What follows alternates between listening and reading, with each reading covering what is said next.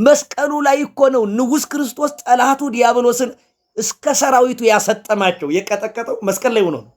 የማረከውም መስቀል ላይ ሆኖ ነው። ስጋው መስቀል ላይ እንዳለ ነፍሱ በ9 ሰዓት ከስጋው ተለይታ ወደ ሲኦል ወረደች። ዲያብሎስ ይዟቸው የነበሩትን ነፍሳትን ለሕይወት ፄወወ ለሕይወት ይላል ትምህርት ኪዳናችን። ለሕይወት ማረከ፣ ከዲያብሎስ ነጠቃቸው፣ ማረካቸው። ስለዚህ መስቀል ላይ እንዳለ ንጉሱ ምርኮ ማርኳል። አረገ ውስተ አርያም ፄዊወ ከፄዋ ይላል ዳዊትም። ምርኮን ማርከ ወደ ሰማይ ያረክ ይለዋል። ስለዚህ ከዲያብሎስ በዲያብሎስ ተይዘው ስር የነበሩ ነፍሳትን የማረከ መስቀል ላይ እንደሆነ ነው። ጠላታቸውን ዲያብሎስ የነገሰባቸውን ድል ያደረገው መስቀል ላይ እንደሆነ ነው። መስቀል ምንድን ነው ከተባለ ጠላታችን ዲያብሎስ የሞተበት ከሲኦል የወጣንበት እንደውም በመስቀሉ አርሃወ ገነተ በመስቀሉ ገብረ መድኃኒት ይላል ቅዱስ ያሬድ ድጓው ላይ። በመስቀሉ ገነትን ከፈተ ይላል፣ በመስቀሉ መድኃኒትን አደረገ ይላል። ስለዚህ መስቀል ምንድን ነው ከተባለ ገነት የተከፈተችበት። መስቀል ምንድን ነው ከተባለ ዲያብሎስ የተቀጠቀጠበት። መስቀል ምንድን ነው ከተባለ አምባ መጠጊያ፣ ጽን፣ ኃይል፣ ቤዛ ነው ለእኛ ለኦርቶዶክሳውያን። ለእለ አመነ ነው ግን ላመንበት ለኛ፣ ለሚክዱት ለአይሁድ አይደለም። ቅዱስ ጳውሎስ በቆሮንቶስ መልእክቱ ላይም ወነገረ መስቀሉስ እበድ ውእቱ፣ የመስቀሉስ ነገር ለማያምኑበት ለሰነፎች ሞኝነት ነው፣ ላመንበት ለኛ ግን የእግዚአብሔር ኃይል ነው ይላል። ለነሱ እኮ ስንፍና ነው መስቀል፣ ለኛ ግን የእግዚአብሔር ኃይል ነው። የመስቀሉ ነገር የእግዚአብሔር ኃይል የተገለጠበት ክብሩ፣ ጌትነቱ፣ ኃይሉ የክርስቶስ በመስቀል ነው የተገለጠ። አያችሁ፣ በጣም ይገርማችኋል። የሥላሴ ኃይላቸው የተገለጠ በመስቀል ነው። የሞተው ክርስቶስ ነው። ሞትን የገደሉት ግን ሥላሴ ናቸው። የሚገርመው የቆሰለው ክርስቶስ ነው። በክርስቶስ ቁስል ግን ዓለምን የፈወሱት ሥላሴ ናቸው። ወደ መቃብር የወረደው ክርስቶስ ነው። ሙስና መቃብርን ግን ያጠፉት ሥላሴ ናቸው። በጣም ይገርማችኋል። የተሰደደው ክርስቶስ ነው። ከስደት የመለሱን ግን ሥላሴ ናቸው። በመስቀል ማዳን የሥላሴ ነው። መሰቀል ግን በተለይ አካሉ ሰው የሆነው የክርስቶስ ነው። ስለዚህ መስቀል ኃይለ ሥላሴ፣ የሥላሴ ኃይላቸው የተገለጠበት፣ ጥበባቸው ክርስቶስ፣ የአብ ጥበቡ፣ ኃይሉ፣ ክብሩ ክርስቶስ በመስቀል ላይ ተሰቅሎ ኃይሉን የአብን ኃይል አሳይቷል ማለት ነው። ስለዚህ መስቀል ምንድን ነው ከተባለ ጠላታችን ዲያብሎስ ተጠርቆ ተገዶ የቀባጠረበት ድል የተነሳበት ነው።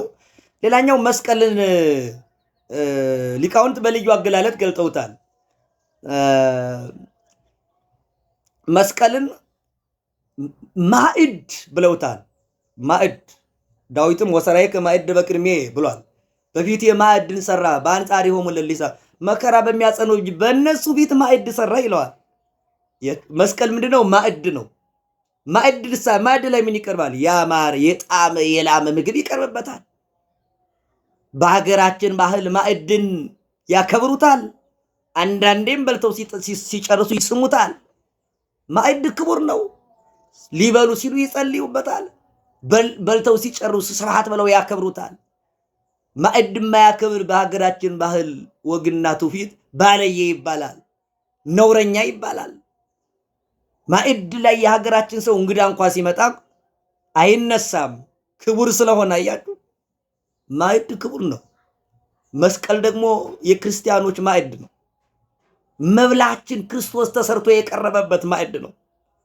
እንጀራችን የቀረበበት፣ መጠጣችን የቀረበበት፣ ክርስቶስ ለዓለም ምግብ ሆኖ የቀረበበት ማዕድ እኮ መስቀል ነው። በእውነት የነገስታት ማዕድ ክብር አለው። የሰው ልጅ ሁሉ ማዕዱን ያከብራል።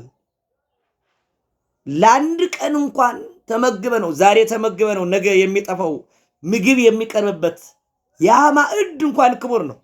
ለነገ የማይደግመው እኮ አሰር ሆኖ የሚጠፋው ማዕድ ያ ክብር ካለው ዘላለማዊው ምግብ የሚሰራበት ማዕድማ ምን ያህል ክብር ይሆን? የሕይወት እንጀራ የሚከብርበት ማዕድማ ምን ያህል ክብር ይኖረው ይሆን? የሕይወት መጠጣችን ክርስቶስ የነፍስ ጽምን የሚቆርጠው የነፍስ ረሃቧን የሚያርቀው ያ ማዕድ የሚቀርብበት ያ ማዕድ የተሰራበት ያ ማዕድ የተባለ መስቀል ነው። ያ ማዕድማ በእውነት ምን ያህል ክብር ይኖረው ይሆን? እኛ ማዕዳችን እናከብራለን። የሕይወት እንጀራችን ክርስቶስ ተሰርቶበታልና ክርስቶስም ነገ ስለ እናንተ የሚፈተተው ሥጋዬ ይሄ ነው እንኩ ብሉ ብሏል። ማቴዎስ 27:26 ላይ ስንመለከት 26 ጀምረን። ስለዚህ አያችሁ የክርስቶስ ቅዱስ ሥጋ ክቡር ደም ምግብ የሕይወት እንጀራ የሕይወት ምግብ ሆኖ የቀረበበት ማዕድ ይሄ መስቀል ነው እና ሥጋውን በልተን ማዕዱን እንወርውረው። ማዕዱ ሲቀርብ መብሉን ከነ ማዕዱ እናከብረዋለን። አየው መብሉን ከነ መብሊያው ነው። እንጀራውን ከነ መሶቡ አክብረው። እንጀራውን በልተ መሶቡን የምትወረውር ከሆነ ካንተ ባለየና አየው ባለየነ ነውረኛ ነህ።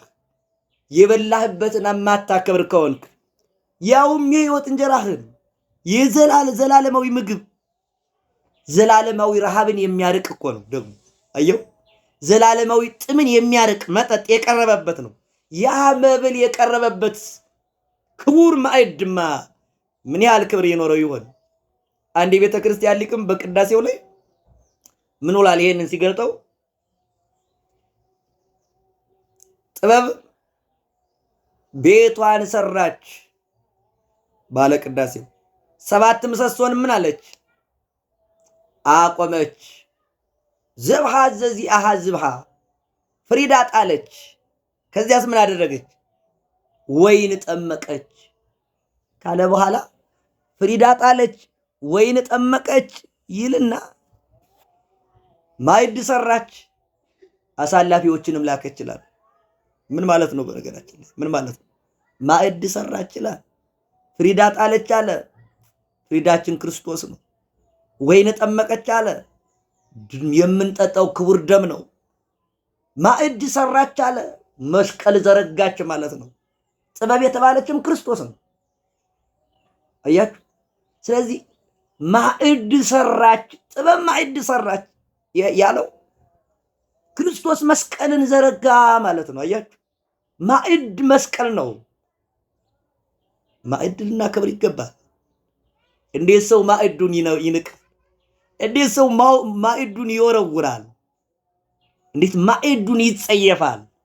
ያውም ጣፋጭ መብል የቀረበበት ጣፋጭ መጠጥ የቀረበበት ሕይወት ሰጭ ከሞት የሚያድን መብል እኮ ነው። ከሞት የሚያድን መብል እኮ በዚህ ዓለም ሌላ የለም። ከሞት የሚያድን መብል የቀረበበትን ማዕድ እንደምን ይንቃል? እንደምን ይጠላል? በእውነት ጠላቱ የተገደለበትን መሳሪያ እንዴት! እስቲ አንድ ጥያቄ ልጠይቃችሁ። በዳዊት ወንጭፍ ዳዊት ጎልያድን ገድሎበታል አይደል? ያችን ወንጭፍ እንዴት ይወዳት ይሆን? በእውነት አይወዳትም። ጎልያድን የገደለበት ማለት ነው። የኛ አባት ደግሞ ክርስቶስ ጎልያዱ ዲያብሎስን በመስቀል ገድሎበታል። የዳዊትን ወንጭፍ ተንከባክበው ቢያኖሯት ነው የሚገባ ወይስ መወረር ነው የሚገባ?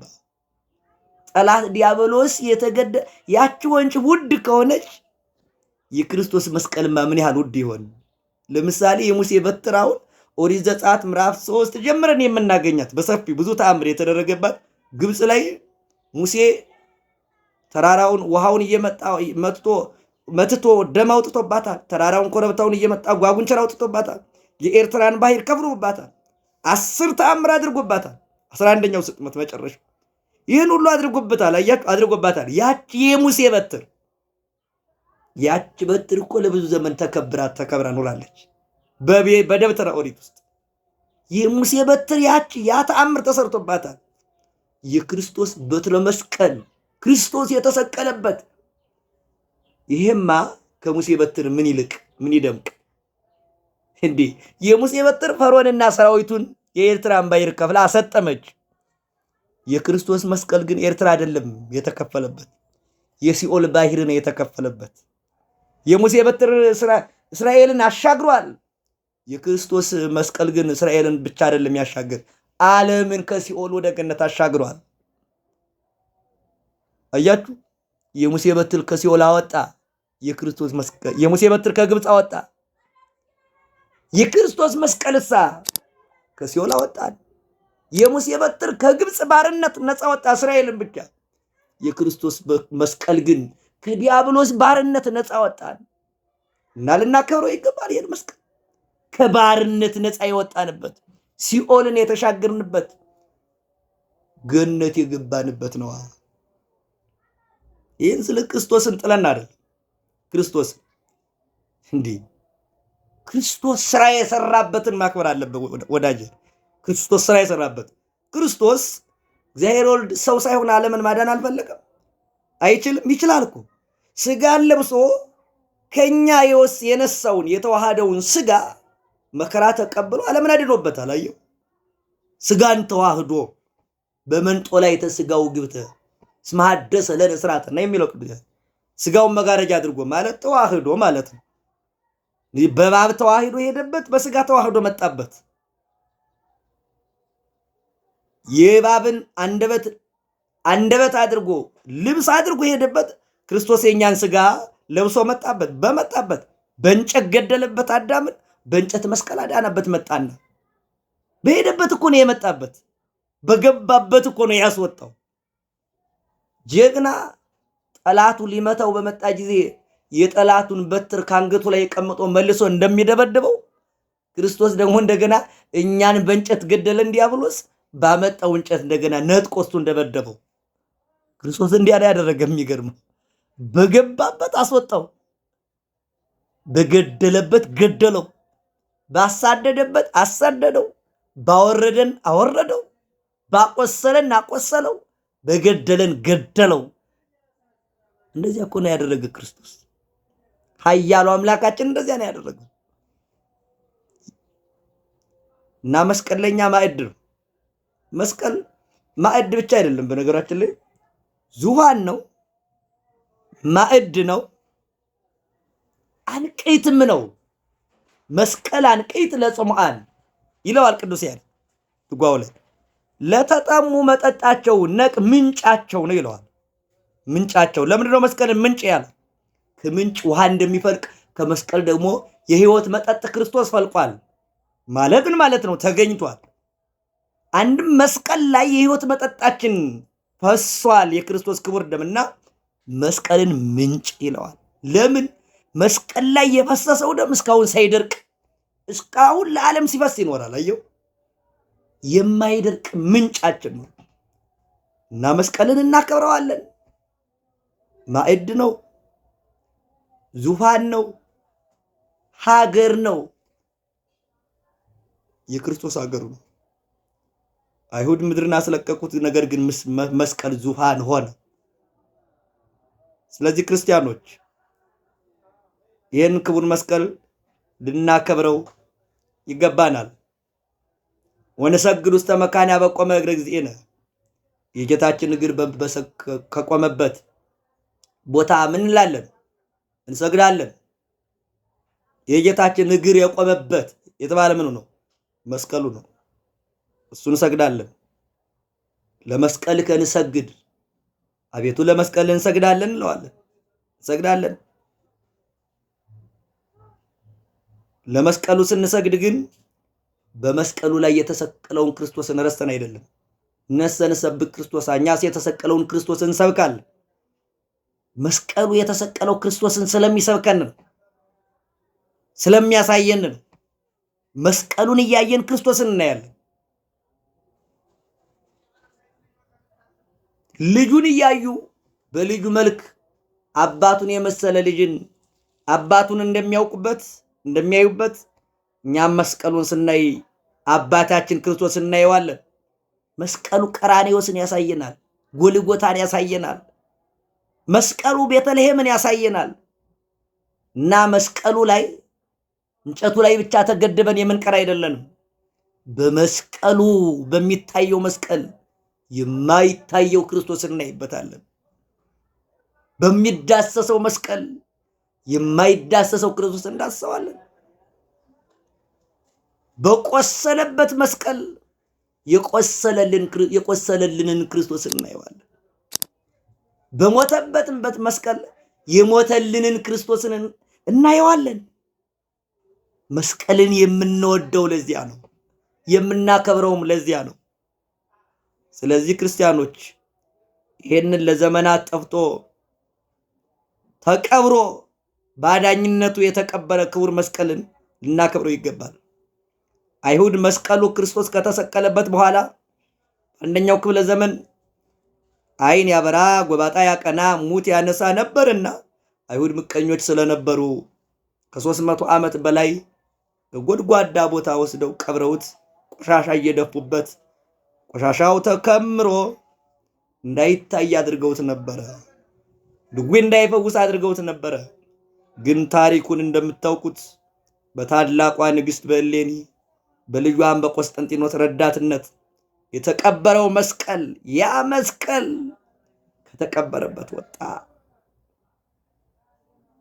እሌኒ ብዙ ደክማለች። ንግሥት እሌኒ ፍለጋ አድርጋለች። ከመስከረም 16 17 እስከ መጋቢት 10 ድረስ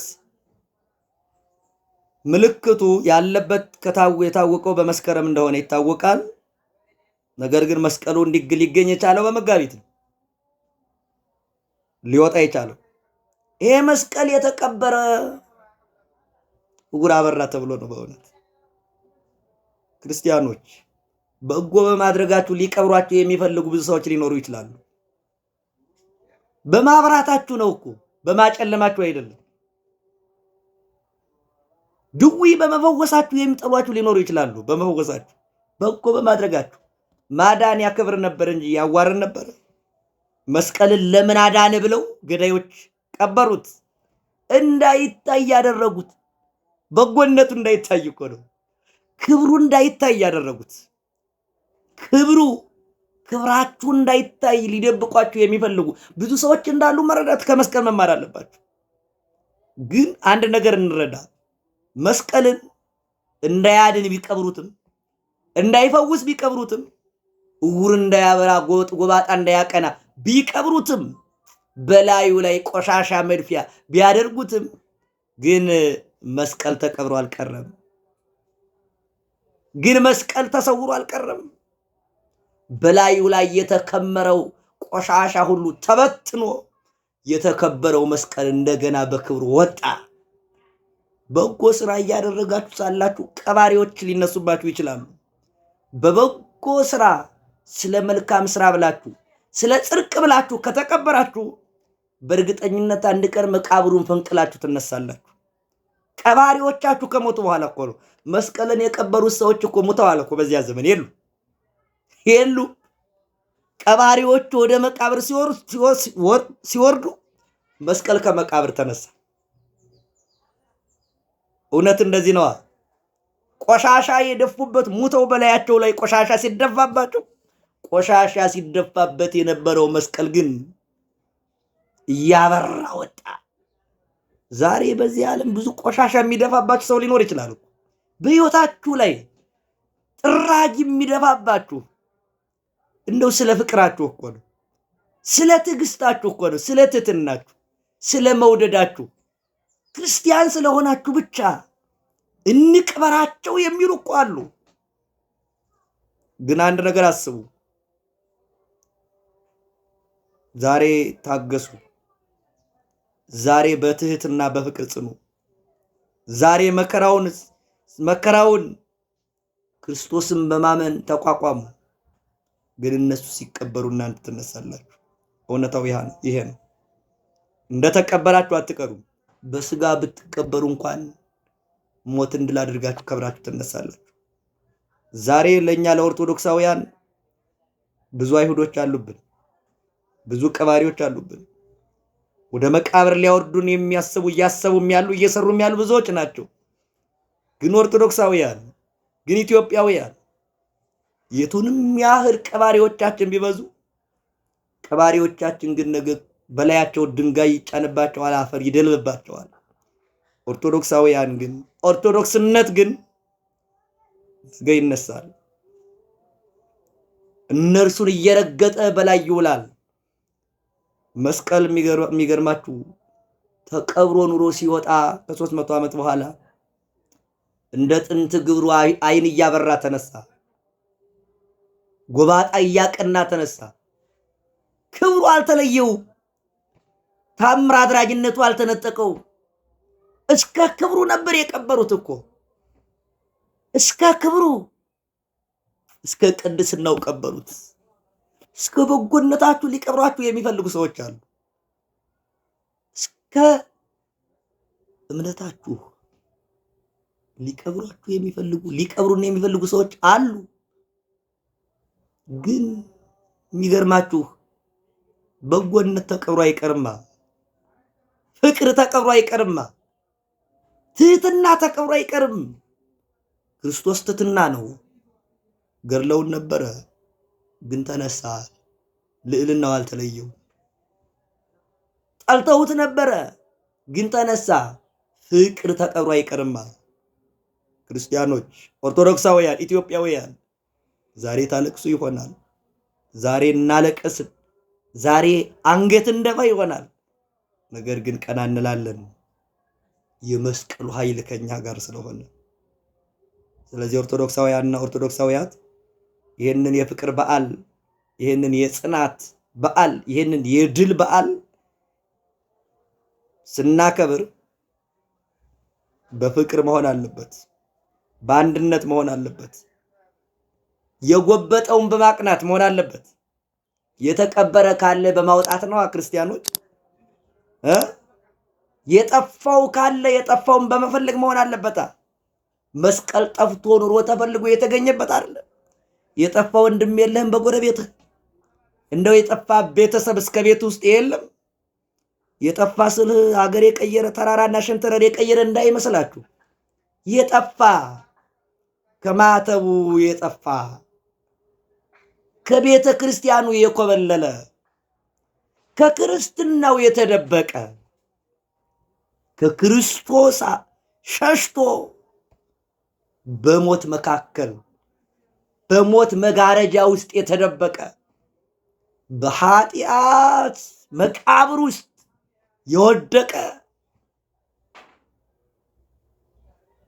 ነውርን፣ ነቀፋን፣ ርኩሰትን እንደ ዋሻ እንደ ጋሻ አድርጎ የተደበቀ የተሰወረ የጠፋ ቤተሰብ የላችሁ? እናማ እንደ እሌኒን ፈልገው። እሌኒ መስቀሉን እኮ ፈለገችው። ሰንድሮስ የተባለውን ጣላት የሰች መስቀሉ ያለበትን ቦታ ጠቆማት። አልጋ ባልጋ አይደለም መስቀሉ የተገኘው። ደክማለች፣ መርምራለች፣ ፈልጋለች። ከዚያ በኋላ ነው የተገኘው። እና ብዙ ወንድሞቻችን በሕይወታቸው ጠፍተው ይሆናል። ከመቅደሱ የኮበለለ ይኖራል። ከማህሌቱም የሸሸ የኮበለለ ይኖራል። ከአውደ ምሕረቱ የጠፋም ሊኖር ይችላል። ኧረ ከቅጽሩም የጠፋ ይኖራል። ፈጽሞ ከክርስትናውም የተደበቀ የጠፋ ሊኖር ይችላል። እንዲያ ከሆነ እንፈላለግ። ብዙ መስቀሎች ተደብቀውብን፣ ብዙ መስቀሎች ተቀብረውብን ይኖራል። መስቀሉ ዝም ብሎ አልተገኘም። ፈላጊ ሲመጣ ነው የተገኘው። እንዲያ ከሆነ እኛም ለፍለጋ መውጣት አለብን። ክርስቶስ የጠፋውን አዳም የጠፋውን በግ የፈልገው አይደል የሚለው ባለተአምሩ። ባገኘውም ጊዜ በጀርባው ላይ የተሸከመው አያችሁ። የጠፉ በጎች አሉ። እንዲያ ከሆነ ለፍለጋ መውጣት አለብን። አሁን አባቶቻችን ለፍለጋ መውጣት አለባቸው። አባቶቻችን ጳጳሳት እረኞች አይደሉ?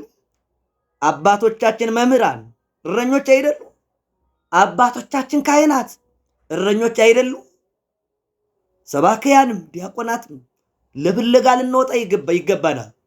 ብዙ የጠፋ በግ አለ። ብዙ የተቀበረ ትውልድ አለ። ያን ትውልድ ከመቃብር ልናወጣው ይገባል።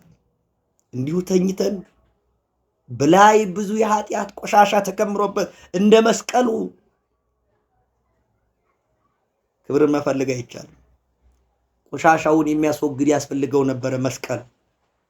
በትውልዱ ላይ የተጫነ ቆሻሻ ካለ የምዕራባውያን ባህል፣ ስዝምነት፣ ሴኩላሪዝምነት፣ ምዕራባዊ ስሜት፣ ያንን መላበስ፣ ዝሙት የተጫነው፣ ስሜት የተጫነው፣ ልማድ የተጫነው፣ ሱስ የተጫነው፣ ዘር የተጫነው፣ ምንፍቅና የተጫነው፣ ክህደት የተጫነው ክርስቲያን አለ። ይህንን የተጫነውን መስቀሉ ላይ ተጭኖ እንደነበረው ቆሻሻ ሚንድለት ይፈልጋል። አሁን ወጣቱ የሚያፈራርስለት መምሪያ ያስፈልገዋል። እህቶቻችንም ሌኒን ተመልከቱ፣ እናቶቻችንም እንደዚሁ። በቤታችሁ የተቀበሩ ብዙ ሰዎች ይኖራሉ። ለፍለጋ መውጣት አለባችሁ። ከተቀበረበት እንዲሁ ዝም ብሎ ይገኛ ይባላል። ክርስቶስን አላያችሁም? ወደዚህ ዓለም ሲመጣ ለፍለጋ እኮ መጣ። 5500 ዘመን በትንቢት በምሳሌ የፈለገው በመጨረሻ ዘመን በመልእክተኛ አይደለም፣ እርሱ ራሱ መጣ እና የተሰወሩ የተደበቁ በላይ ብዙ ነገር የተጫናቸው ሰዎች ካሉ ያንን ነገር እናንሳላቸው። ያን ጊዜ መስቀሉ ይገኛል። የሚገርማችሁ ያ ደግሞ የተደበቀው ሲገኝ እኮ ብዙ ድውያን መፈወሳቸው አይደለም። ፈላጊዋ እሌኒስ ምን ያህል ክብር እንዳገኘ ታውቃላችሁ? እሌኒ እስካሁን ታሪኳ ክቡር ነው። ቅድስት እሌኒ፣ ንግሥት እሌኒ ልጇም ክቡር ነው። እስካሁን ይወደዳሉ። የጠፋውን ፈለጉታ፣ የተቀበረውን ከመቃብር አወጡታ። ለፍለጋ ወጥተን የተቀበሩትን ብናወጣ እኛ እንደው በእውነት ምን ያህል ክብር ይኖርን ይሆን? ምን ያህል ያ የተቀበረው ሲወጣ ደግሞ ምን ያህል ክቡር እንደሚሆን አውቃችኋል? ጳውሎስ በመቃብር ውስጥ እኮ ነበረ፣ በኃጢአት መቃብር ውስጥ። ፈያታዊ ዘይማንና አላያችሁትም? መስቀል ላይ ፈንቅሎ ሲነሳ የህይወት መቃብሩን። ሙሴ ጸሊምን አላያችሁትም? ከምን ያህል መቃብር ፈንቅሎ እንደተነሳ። ዝሙቱም ገዳይነቱም እኮ ነበር ተጭኖት የነበር እና ብዙ ወንድሞቻችን በላይ ብዙ ቆሻሻ እየተደፋባቸው ነው። ፖለቲካው ብዙ ቆሻሻ ይደፋባቸዋል። የባዕድ ባህል ብዙ ቆሻሻ ይደፋባቸዋል።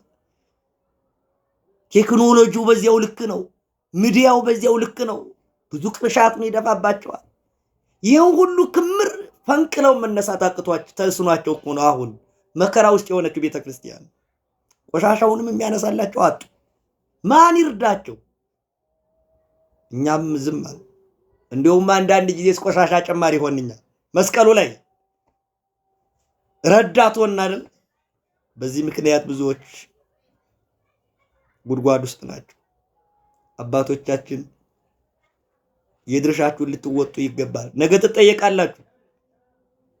ነገ የክቡር መስቀሉ በረከት በሁላችንም ላይ ይደርብን።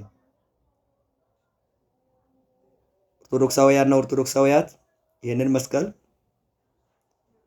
ይህንን ጌታችን ህይወታችን ያደለበት፣ ሞታችን የገደለበት፣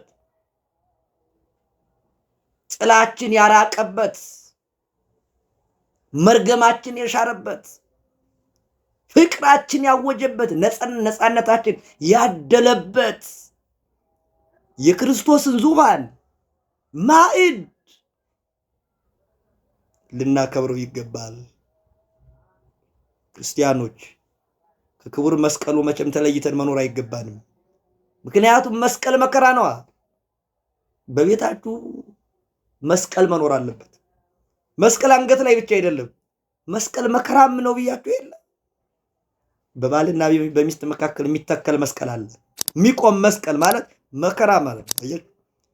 በማጀታችሁ መከራ ካለ ያን መከራ መስቀል በሉት። በአካባቢያችሁም እንደዚሁ፣ በህይወታችሁም እንዲሁ ይሄ መከራ ስለ ክርስቶስ አድርጉት። ያ ከሆነ መስቀሉን በትክክል ተሸክመነዋል። ከዚያ ውጭ መስቀል ተሸክመ ከህይወት ከክርስቶስ ህይወት የራቅ ከሆንክ ግንድ እንጂ መስቀል አይሆንም ለአንተ። ይሄን መረዳት ይገባል። መስቀል ሆኖ በትክክል የሚቀጥለው የክርስቶስ ህይወት ተካፋይ ስትሆን፣ ስለሞተልህ ከሞትክለት፣ ስለተገረፈልህ ከተገረፍክለት፣ ስለተራበልህ ከተራብክለት፣ ስለተጠማልህ ከተጠማህለት፣ ወደ ቆሮንቶስ ከሄድክለት፣ እንደተሰደደ ስለ ስሙ ከተሰደድክ፣ እንደተጠላ ስለ ስሙ ከተጠላህለት አንተ በትክክል መስቀሉን ይዘዋል። አለያማ መስቀል ክርስቶስን ካላሳየን ማቴሪያል ነው የሚሆነው። ክርስቶስን ካሳየን ግን መስቀል ክቡር ነው። መስቀል ክቡር ነው የሚሆነው። ስለዚህ ክርስቲያኖች ክቡር መስቀሉን አክብረን ለክብር እንድንበቃ አምላካችን ይፍቀድልን። ያስተማረን አምላካችን ምስጋና ይድረሰው። የአምላክነቱ እናቱ የእናቱ የወላዲት አምላክ የእናታችን የድንግል ማርያም አማላጅነቷ የክቡር መስቀሉ ጥበቃው ለሁላችንም ይሁን። ይቆየን።